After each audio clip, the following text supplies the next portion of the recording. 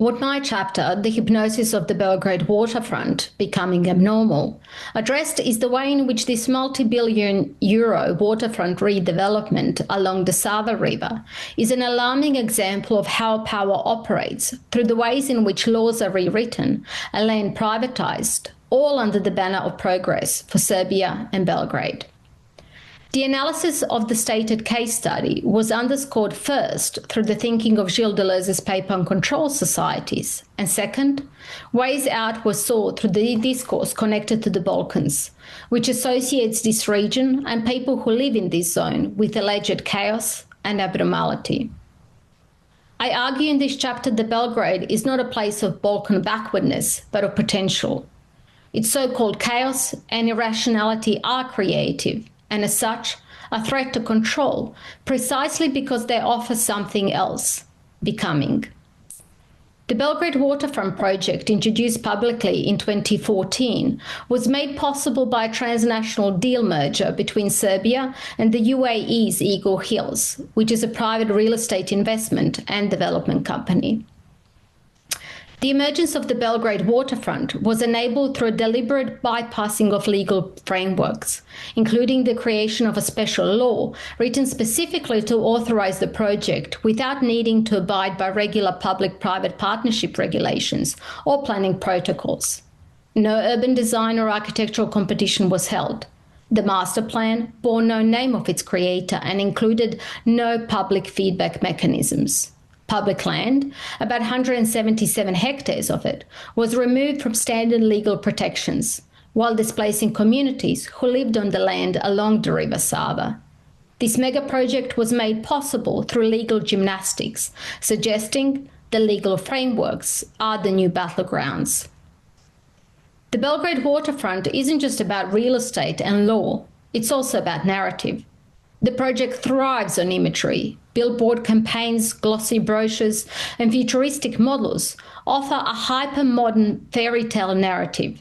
A city within a city, built for tourists, investors, and elites, while pledging economic revival through creation of new jobs and a globally competitive image of Belgrade and Serbia. The brochures speak of a perfect life being just one step away, turning urban identity into a lifestyle brand.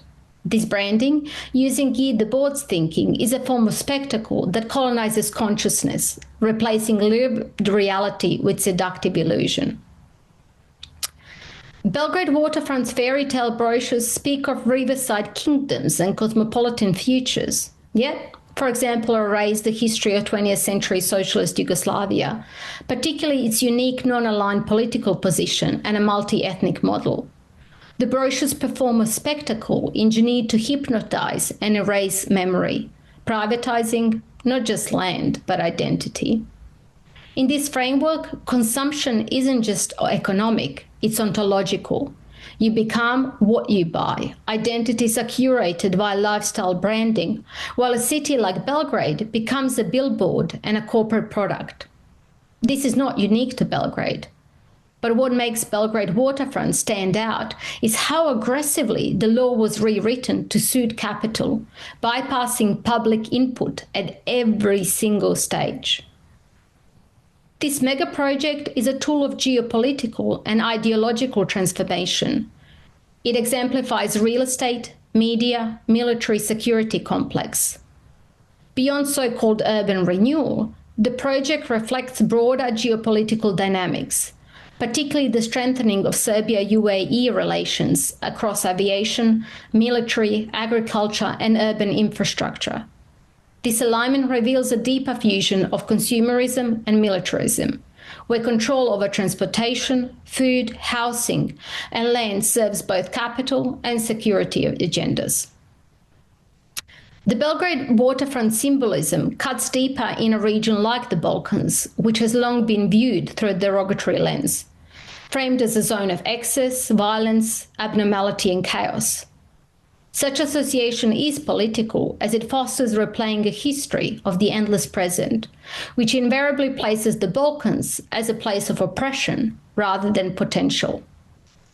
We see instances of this narrative in a more distant and immediate history. For example, Belgrade was dismissed as absurd by the influential architect and urbanist Le Corbusier in early 20th century.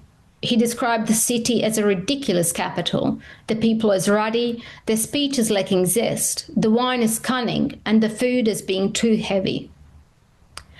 However, the so-called ridiculousness and abnormality associated with Belgrade have been a site of resistance many times in history. For instance, in 1999, thousands of people in Belgrade protested NATO's bombings, not with violence, but with music. The songs sustained as gatherings transformed public space into zones of defiance and joy. These acts, dismissed by Western media as irrational and insane, embodied precisely what Deleuze calls for, new forms of becoming as creative disruptions to normalize control. We also see this spirit in 2014 with the emergence of the Don't Let Belgrade Down or Drown campaign, a movement opposing the Belgrade Waterfront development. Using parody, performance, and political critique, this grassroots movement challenged the state's priorities, demanding transparency, equity, and the right to shape the city. Their icon was a duck, symbolizing survival, resistance, and the absurdity of political trickery. While the movement did not stop the redevelopment of the waterfront, it did act as a process to educate and empower the everyday citizen. It mobilized civic engagement, questioned the legitimacy and accountability of urban governance, and reclaimed public space as a site of contestation. Over time, the movement grew into a political force. By 2022, it evolved into a political party. This movement also aligned with the Fearless Cities Network, a global alliance of cities advocating for democratic, citizen-led governance. The Belgrade Waterfront is more than a mega project development specific for this region. It is a mirror. It reflects the ways in which cities are co-opted by global and corporate capital, turned into consumable visions, and governed through hypnotic narratives. In Deleuze's control societies, to dream otherwise is already an act of defiance.